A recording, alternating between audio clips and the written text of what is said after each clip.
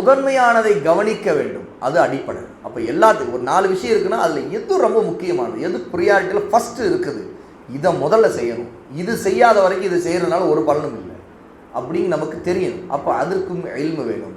இதன் மூலமாக கல்விகள், அக்வால்கள், இல்மு உலும்கள், அக்வால்கள், அதாவது கூற்றுகள், சஹாபா, தாபியின், தபோதீன், உலமாக்கள் கூற்றுகள், ஆய்வுகள், இது எல்லாமே இந்த அடிப்படையை நாம் பார்த்தோம் என்றால் நமக்கு கிடைக்கக்கூடிய கல்வியிலிருந்து கூட எது நம்ம எடுத்துக்கொள்ள வேண்டியது, எது தேவையில்லை அப்படிங்கிறது விட்டுவிடவும் நமக்கு தெளிவு கிடைக்கும். அவற்றில் தேவையில்லாதவை, தடை செய்யப்பட்டவை, தரமற்றவை எல்லாம் வெளியேறிவிடும். இப்போ நாம் இந்த அடிப்படையில் பார்த்தோம்னா நமக்கு தெளிவாயிடும். இறுதியில் அல்லாஹ்வை நினைவு கூறுதல், சுன்னா நபி வழி பற்றி பிடித்தல், ஃபிக்கு மார்க்க சட்டங்களை எடுத்து பின்பற்றுதல், இந்த மாதிரி பயன் தரக்கூடிய நன்மையானது மட்டும்தான் நமக்கு வாழ்க்கையில் மிஞ்சும். மற்றதெல்லாம் நம்ம விட்டு போயிடும். ஓகே, இதெல்லாம் தேவையில்லை நிறைய விஷயங்கள் தேவையில்லாத இருக்கும். கடைசியில் இது மட்டும்தான் நம்மிடம் மிஞ்சும். இந்த முறையில் செயல்கள், நடத்தைகள் அனைத்தும் சரியான விகிதத்தில் நமக்கு தேர்வு செய்யப்பட்டுரும். நமக்கு தேவையானதை எடுத்துக்குவோம். அல்லாஹ்வுடைய வேதத்திலும் சுன்னாவிலும் எவற்றையெல்லாம் மோசமான விஷயங்கள்னு சொல்லப்பட்டு அடையாளம் காணப்பட்டிருக்குதோ அது எல்லாத்தையும் நம்ம விட்டு வெளியேறிவிடும். இதெல்லாம் மோசமானது, இதெல்லாம் தேவையில்லாதது அப்படின்னு நமக்கு அடையாளம் காண தெரியும்.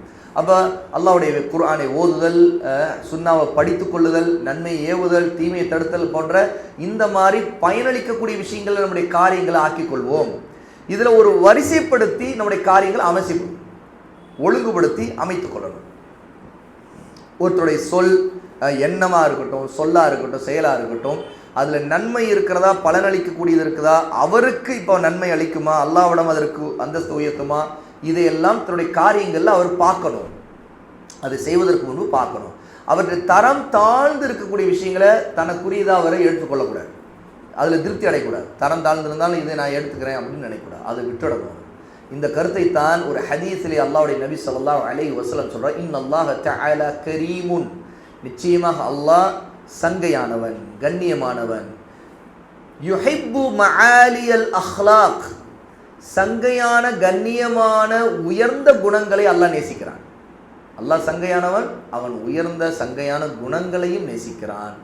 வயக்ரஹு சஃப்ஸாஃபஹா, அவன் தரம் தாழ்ந்த விஷயங்களை வெறுக்கிறான். அப்போ அல்லாஹ் வெறுக்கிறான்னா நாம் வெறுக்காமல் இருக்கலாமா? வெறுக்கணும். அப்போ தரம் தாழ்ந்த போக்கு, தரம் தாழ்ந்த குணங்கள், தரம் தாழ்ந்த செயல்பாடுகள், இது நமக்கு தேவையில்லாத வேலைகள் அப்படிங்கிற விஷயங்களை எல்லாம் ஒரு முஸ்லீம், ஒரு அடியான் வெறுக்கணும். ஏன்னா அல்லாஹ் வெறுக்கிறான்.